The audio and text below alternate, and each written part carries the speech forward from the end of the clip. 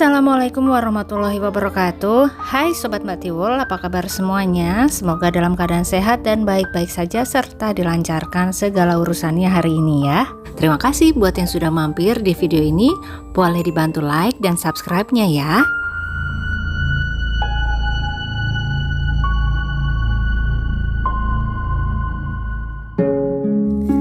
Pelanggan warung seblak yang ada di Manggar, Bangka Belitung dibuat kecewa karena warung keripik dan seblak favorit mereka sudah 2 hari ini tutup.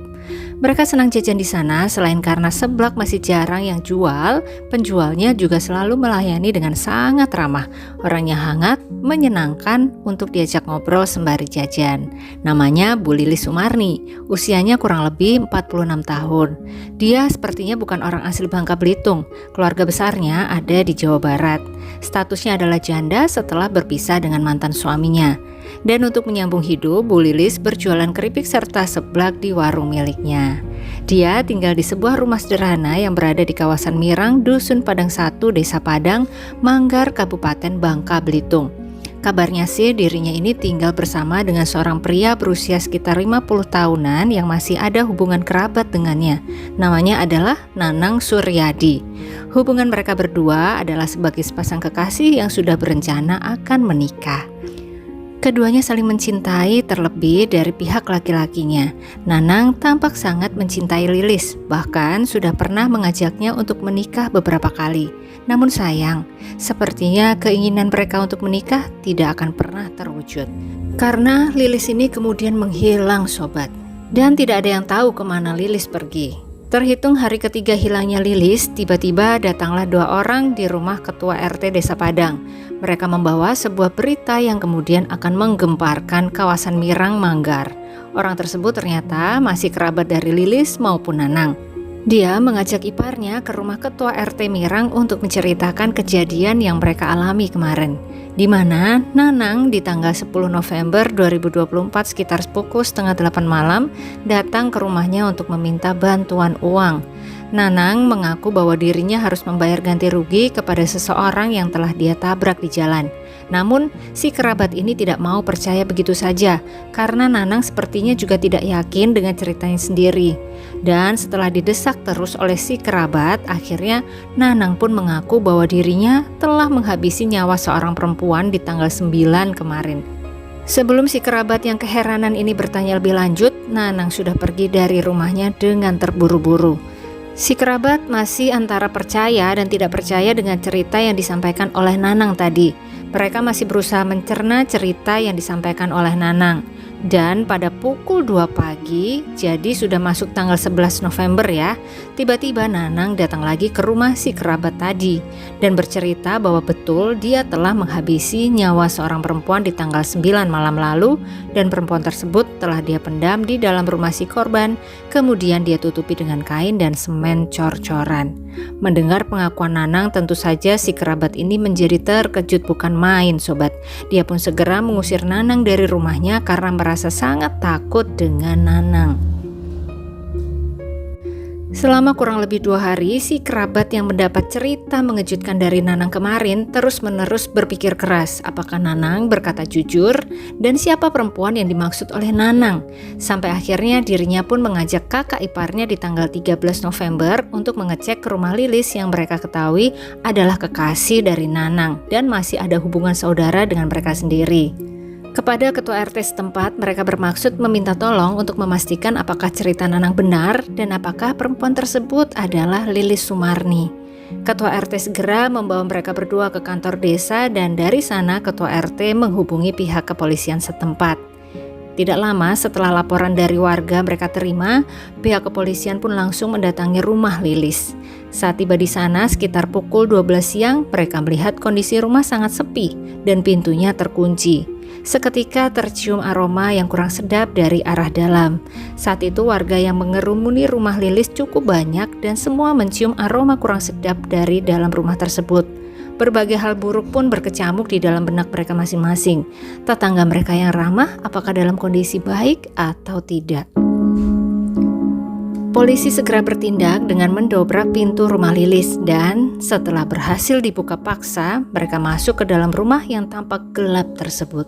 Tidak jauh dari pintu mereka melihat sebuah gundukan tanah yang telah disemen, sama dengan yang diceritakan oleh Nanang kepada si kerabat tadi ya sobat. Gundukan tersebut kemudian dibongkar. Aroma kurang sedap semakin tercium jelas seiring dengan semakin terbongkarnya gundukan. Setelah semua semen berhasil disingkirkan, tampaklah kemudian sesosok tubuh perempuan di dalamnya. Dipastikan dengan mudah bahwa tubuh tersebut adalah Lilis Sumarni, si penjual keripik dan seblak yang ramah dan hangat. Semua orang yang ikut berkerumun merasa sangat terkejut. Tidak ada yang menyangka bahwa orang sebaik dan sehangat Lilis ada yang sampai hati menghabisi. Terlebih orang yang diduga sebagai pelaku adalah kekasihnya sendiri, yaitu Nanang. Tubuh Lilis pun kemudian dibawa ke RSUD Muhammad Zain di Belitung Timur untuk dilakukan otopsi dan untuk memastikan apa penyebab hilangnya nyawa Lilis. Setelah itu, polisi kemudian fokus ke pencarian tersangka yaitu Nanang. Dirinya tidak ditemukan di dalam rumah tersebut. Tidak juga ada warga sekitar yang melihat keberadaannya. Nanang sudah menghilang. Namun ada sebuah informasi penting yang diterima oleh polisi bahwa Nanang dikabarkan melarikan diri melalui pelabuhan Sedai dari Belitung Timur hendak menuju Bangka Selatan. Tidak mau kehilangan tersangka lebih jauh lagi, pihak kepolisian Belitung Timur pun kemudian bekerja sama dengan pihak kepolisian Bangka Selatan dan terjadilah pengejaran terhadap Nanang seperti yang terjadi di film-film sobat. Kepolisian Bangka Selatan segera mengumpulkan informasi mengenai keberadaan Nanang dan tidak memakan waktu yang lama mereka kemudian mendapatkan informasi bahwa Nanang terlihat menumpang mobil warga yang hendak menuju ke kota Pangkal Pinang. Tim kepolisian Bangka Selatan kemudian mengutus 4 anggota hebatnya untuk melakukan pengejaran terhadap Nanang. Mereka berempat dengan menggunakan mobil patroli segera mengejar kendaraan warga yang diduga ditebengi oleh Nanang. Dan di sebuah jalan di desa Bencah, mereka melihat sebuah mobil pickup yang mengangkut 2 unit sepeda motor balap. Dikejarnya pickup tersebut dan setelah bisa mendahului, mereka memberikan tanda agar pickup itu mau menepi. Si sopir pickup tentu saja tidak mengetahui apa yang sebenarnya terjadi. Dia pun langsung menuruti perintah 4 bapak polisi tersebut dan menepikan pickupnya. Setelah mobil pickup berhenti, para petugas menemukan Nanang ada di dalam mobil tersebut. Nanang Suryadi pun berhasil dengan mudah ditangkap di tanggal 14 November pukul 10:30 siang. Selesai sudah pelarian Nanang, sekarang saatnya Nanang untuk memberikan keterangan kepada polisian apa yang sudah dia lakukan kepada Lilis. Nanang pun sementara dibawa ke Polres Bangka Selatan sebelum diterbangkan dengan helikopter ke Belitung Timur. Dan di tanggal 14 November pukul 22:40 Nanang Suryadi tiba di Polda Bangka Belitung dan di markas tersebut keluarlah pengakuan serta cerita dari mulutnya. Awal mula kejadian yang mengorbankan hidup Lilis Sumarni, sang kekasih hati. Kita langsung masuk ke kronologinya sobat.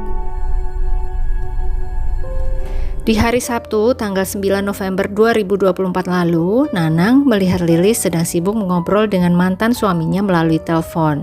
Lilis terdengar masih sangat akrab dengan mantan suaminya itu. Hati Nanang sedikit bergejolak waktu itu, karena dirinya sudah sangat ingin menikahi Lilis sebenarnya. Tapi kok Lilis belakangan ini malah berpikir 2 kali ya kalau diajak menikah. Apakah cinta dari Nanang ini menjadi bertepuk sebelah tangan sekarang? Galau banget hati Nanang sebenarnya saat itu. Dirinya seolah lupa bahwa gaya bicara Lilis memang hangat dan ramah dan membuat orang yang diajak bicara menjadi merasa dekat. Hal ini jugalah yang sebenarnya membuat Nanang dulu tertarik mendekati Lilis. Pokoknya berkecamuk berbagai emosi di hati Nanang saat mendengar Lilis ngobrol dengan sang mantan. Belum reda kecamuk emosi dan kecemburuan di dalam hatinya, tiba-tiba Nanang mendengar Lilis memanggil mantan suaminya itu dengan kata sayang. Wah, Nanang sudah tidak bisa lagi menahan cemburu di dalam hatinya. Mendadak mata hatinya tertutup oleh emosi karena mendengar kata sayang yang bukan ditujukan untuk dirinya di malam itu. Nanang kemudian pergi ke arah dapur mengambil batu cobek yang digunakan Lilis untuk membuat bumbu seblak dan didekatinya Lilis, kemudian diserangnya dengan cobek tersebut di bagian kepala. Akibat serangan yang begitu mendadak itu, tubuh Lilis seketika terjatuh dan menjadi tidak sadarkan diri. Melihat Lilis yang sudah tidak berdaya, Nanang menyerang kembali kekasihnya itu, kali ini di bagian leher dengan menggunakan tangan kosongnya sampai Nanang merasa bahwa Lilis sudah tidak bernafas lagi. Kemudian dilepaskan tangannya dari leher Lilis. Sejenak kemudian dirinya tertegun. Dia sendiri tidak menduga bahwa hal ini akan terjadi. Rasa panik pun kemudian melanda dirinya. Lilis, sang kekasih hati, sudah tiada. Apa yang harus dia lakukan selanjutnya? Nanang bingung banget saat itu, sobat. Akhirnya dirinya pun membiarkan tubuh Lilis begitu saja di dalam rumah itu. Dia pun mengaku masih tidur bersama-sama dengan tubuh kekasihnya tersebut selama 2 hari sampai akhirnya dia memutuskan untuk menyembunyikan tubuh Lilis karena aroma kurang sedap mulai muncul. Nanang pun memutuskan untuk menggali lantai di rumah tersebut, kemudian dia letakkan tubuh Lilis di sana dan ditutupnya dengan kain dan semen cor-coran, berharap hal tersebut dapat meredam aroma kurang sedap yang tentu saja akan semakin muncul nantinya. Dirinya takut kalau ada tetangga yang curiga. Setelah tubuh Lilis beres disembunyikan, Nanang kembali berpikir, apa yang harus dia lakukan selanjutnya? Benar-benar bingung sobat si Nanang ini akibat emosi yang tidak bisa dia kendalikan kemarin. Sekarang dirinya benar-benar pusing dibuatnya. Di malam harinya sekitar pukul 7:30 malam, Nanang memutuskan untuk pergi ke rumah seorang kerabatnya guna meminta bantuan uang. Alasannya sih untuk ganti rugi kepada orang yang telah dia tabrak sebelumnya. Tapi mungkin uang ini sebenarnya akan dia gunakan untuk bekal kabur ya. Dan di malam itu si kerabat tidak bersedia memberikan karena tidak percaya dengan alasan dari Nanang. Karena merasa semakin tertekan, saat itu akhirnya keluar juga kisah penghabisan nyawa yang dia lakukan kemarin, di mana si kerabat ini malah menjadi ketakutan dan kemudian mengusir Nanang dari rumahnya. Setelah itu Nanang pulang ke rumah, kemudian menyusun rencana lainnya hingga akhirnya dia memutuskan untuk pergi kabur dari Pulau Belitung melalui Pelabuhan Sedai dan kemudian tertangkap juga di Desa Bencah, Bangka Selatan. Polisi pun sudah mencatat semua keterangan ini dan telah disampaikan juga pada konferensi pers kemarin ya. Namun mereka tetap akan melakukan penyelidikan lebih lanjut lagi karena Nanang ini dirasa masih memberi keterangan yang berbeda-beda.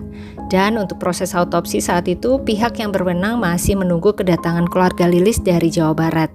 Dari proses autopsi tersebut diharapkan nanti dapat memberikan hasil yang menunjukkan apa penyebab dari hilangnya nyawa Lilis sebenarnya. Apakah akibat dari benturan benda tumpul atau dari serangan di leher Lilis atau malah masih hidup saat diletakkan di cor-coran. Atas tindakannya kepada Lilis ini, Nanang kemudian dijerat dengan pasal 338 KUHP dengan ancaman maksimal penjara 20 tahun. Kita tunggu nanti hasil sidangnya ya sobat. Semoga korban bisa mendapatkan keadilan yang seadil-adilnya.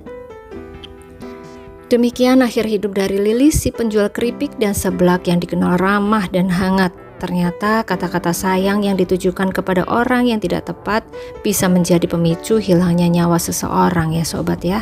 Semoga Lilis Sumarni sudah dapat beristirahat dengan tenang di sana sekarang, diampuni segala kesalahan dan diterima semua amal ibadahnya. Amin.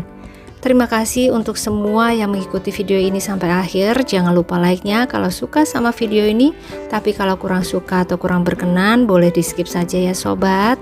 Sampai ketemu lagi di video-video selanjutnya dan selamat beraktivitas kembali. Wassalamualaikum warahmatullahi wabarakatuh.